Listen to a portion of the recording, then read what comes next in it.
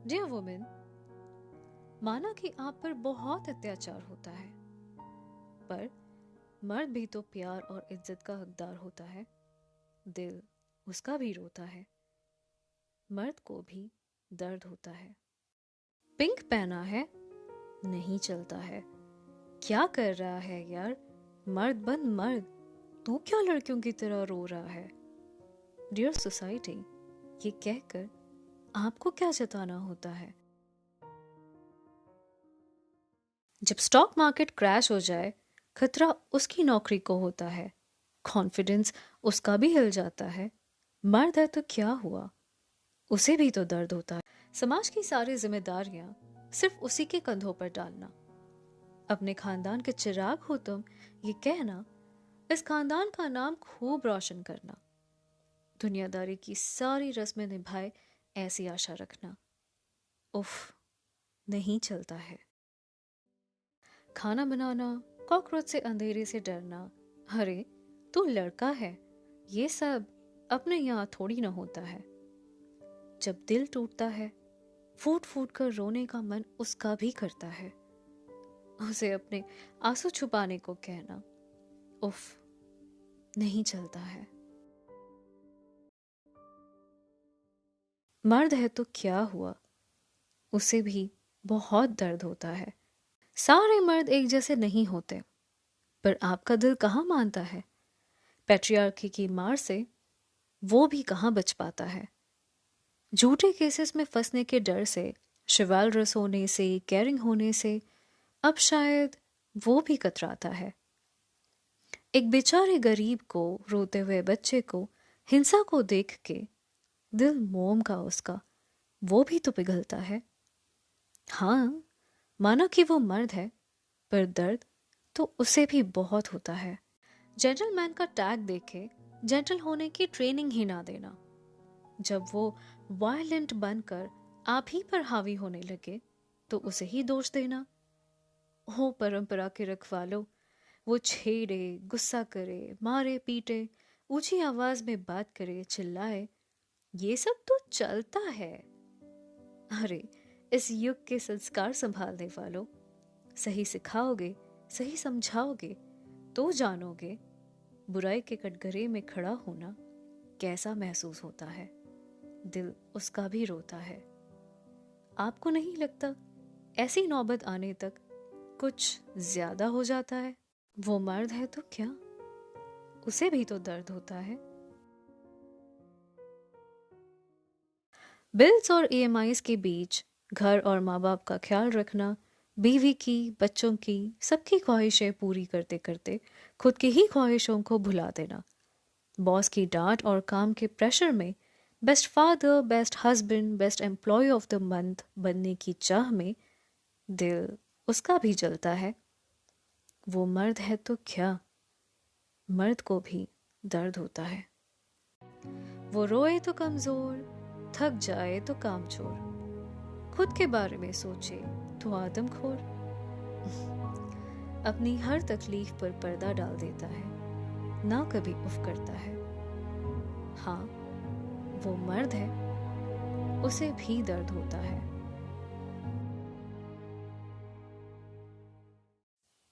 Dear men, we are sorry.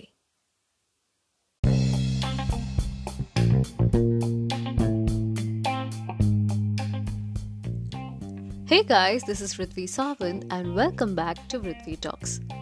First of all, I am so grateful to all of you for liking my thoughts that I try and convey through my podcasts. And I hope my podcasts help and influence you in a correct way. Today's topic is about mental health in men. And yeah, don't be surprised that a woman is talking about this much neglected topic of male mental health and its strong notion around toxic masculinity.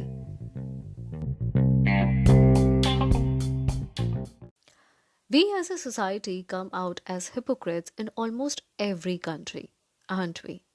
And mental health in men and toxic masculinity can really be touchy subjects. We talk so much about women's rights, women's health, women's mental health, women's facility, etc., etc.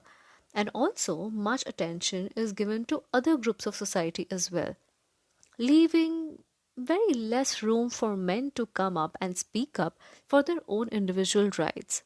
For that matter, their emotional rights. Don't listen up ahead if you see the men in your life as a collective group.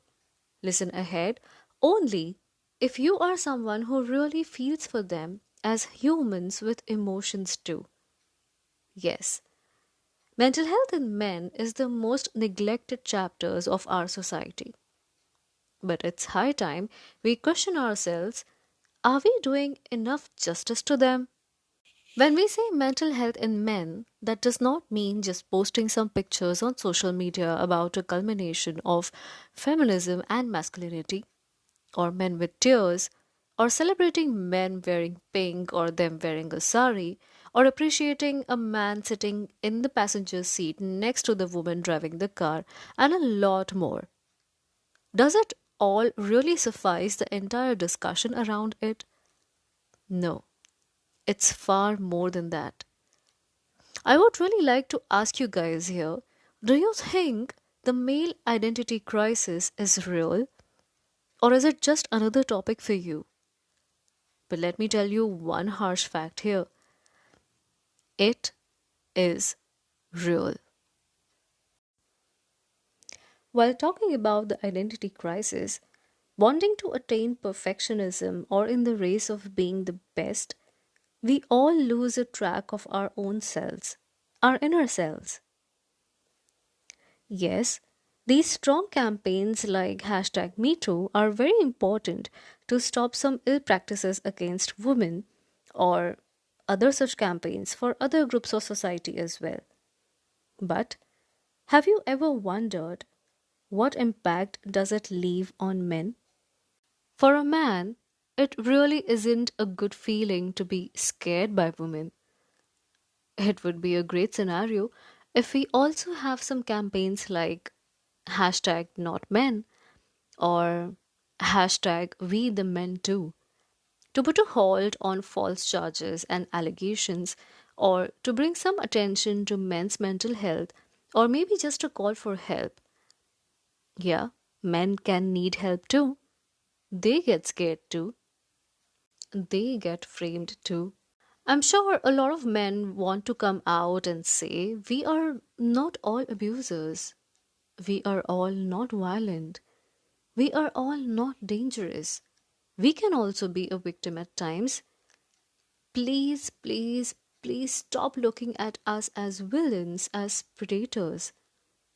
Even in the 21st century, we say we are free of a lot of taboos and old school non proficient mentalities. But still, men by default are expected to be the breadwinners and women are expected to be the caregivers.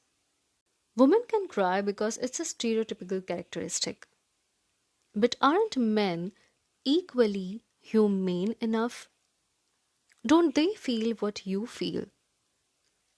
When a woman goes to Mars, it's like, oh damn, she did it. She is a woman. Why? Because she chose a less traveled career path, which is predominantly that of men. Why isn't a man hyped when he chooses to opt for some caring professions like nursing, daycare teaching, or if he is a full time dad or prefers to work from home while taking care of the kids and the house? That isn't normal, right? We expect men to be considerate towards us, protect us, provide us, take responsibility, be gentle, be chivalrous, and a lot more. But eventually we forget it might also take a toll on their mental well being. And it does. Big time. But who would want to talk about it? No one. According to the recent reports of last 2 years, roughly around 68 to 72% suicides were attempted by men in comparison to women. How do you think the numbers reached to this mark? Maybe because it's not cool in our society for men to cry or to express their emotions. Taking therapy is still considered a taboo. We are used to seeing men as strong leaders and authoritative personalities. There's a lot of social stigma to talk about men's mental health. It's a lot of societal pressure to look at men with the traditional glasses of patriarchy that says display of emotions shows them as weak. Why can't we just normalize a lot hype about this? Why can't we normalize a lot around what they should do and what they should not? We often see on TV and in movies where these superheroes like Superman, Captain America, and characters like James Bond or Bahubali portraying all the possible traits of a stereotypical complete man. It's also empathetic to consider the men in our lives as true, as honest, and caring beings as they are, and not compare them with those on the big screen. Constantly being put under the pressure of being a perfect husband, a best employee, best father, good son, adds up to so much of stress to find out what it is to be accurately perfect for everyone to be accepting of them. Alas, there's nothing like perfect. Perfectionism is apparently a myth. There's also nothing like good men or bad men, good women or selfish women. It's just a matter of acceptance of each other being what we eventually are in reality as a human being filled with an ocean of emotions and a zillion thoughts. Dear woman, agreed that it's you who bear the child in your womb for 9 months. But somewhere you forget if you are the mother and feed the child, it's also the father who gives life and a great living to the child. Forget the teachings and preachings of ages, but for once, think. Isn't it appreciable, isn't it beautiful and brave when men hold themselves responsible for rearing a family safely, protectively, and yet blame themselves also when anything goes wrong with you? Well, you would understand the depth of this thought only if you see it from a humanitarian perspective, leaving the societal filters at bay. It's high time we accept and apologize for not being able to pay attention to them or not being enough compassionate towards them, to not notice what they feel, what they also go through. For everyone who is listening to this podcast, I would like to share a few tips to take care that will definitely help you. Point number one, pay attention to your feelings. Dear man, ignorance might be a bliss, but ignoring your feelings ain't that cool. What are you suppressing your feelings for? To show the world that you are so strong, or to prove to yourself that you are not weak? Monitoring your feelings and addressing them is the first step you take towards yourself. You can't always live a life to please others, fulfilling everybody's needs and wishes. And for your own good, please stay away from negative people and negativity around. The frequency of a negative thought penetrating your mind is far more higher and stronger than that of a positive one. And emotions, my dear, have no gender. Don't lock yourself within yourself. Pay attention to what you feel. Point number two, talk it out to a confidant. We all have that one person, maybe your wife or friends or sister, maybe your father or mother, whom you can go and talk it out freely without the fear of being judged. Go and reach out, ask them to sit down with you and to just listen to you. I'm sure you will feel much, much better once you vent it out. Sometimes problems shared can make the bond stronger, gets you even more closer.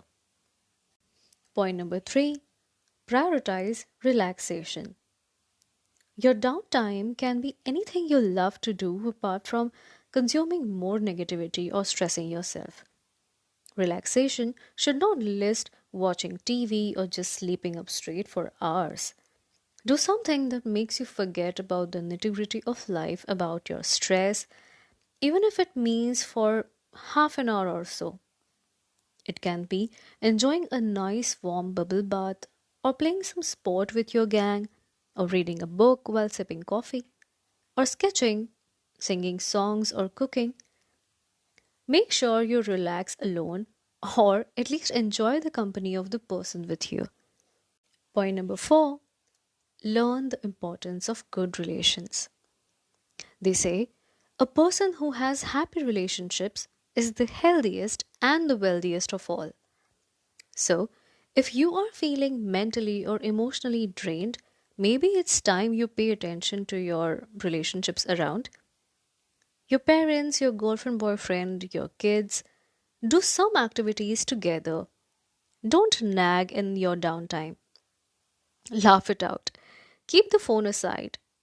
A lot of couples actually these days do a thing called a work detox, where they simply go on a drive or for a movie or just go out hiking, all by switching off their phones or just being available only until it's too urgent. That's something you can try to. Point number 5, seek help. If nothing helps, don't shy away from seeking help. Seek therapy. It's absolutely healthy and sporting. You can be alone and feel lonely, but the worst happens when you are amidst a crowd and yet feel lonely. When you really feel like crying out unconsolably or don't feel anything to a level of getting numb, that is when you really need to seek out help. Call for therapy. It helps. Big time. After all, it's always better to prevent than cure the problem, isn't it? And professional help just does the right job of stitch in time. Point number 6, be considerate of fellow men. Yes, support each other, be compassionate towards each other. If your fellow men won't support you, who else will? It's really not important to be the best all the time. It's good to be selfish or be the winner always, but it's also okay or rather great to help others win at life. Don't make fun of other men who want to consider their wife's surname after marriage, or who want to play a violin instead of a football, or who fumble at presentations or get nervous in tough times. We all go through our good and bad times, right? Isn't it our humanitarian duty to lend a supportive, a helping hand to each other? It's a famous saying that goes, a great man is harsh on himself, a small man is harsh on others.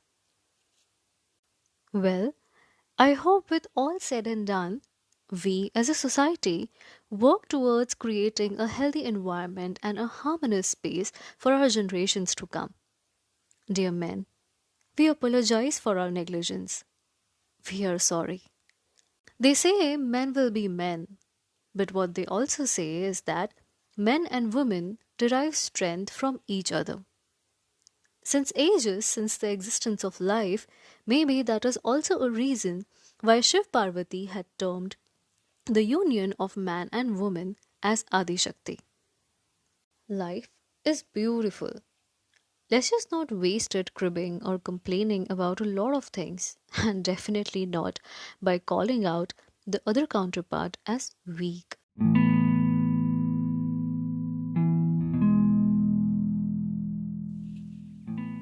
Remember, माना कि मर्द को भी दर्द होता है, पर हर उस दर्द का इलाज भी जरूर होता है. Happy living people, take care.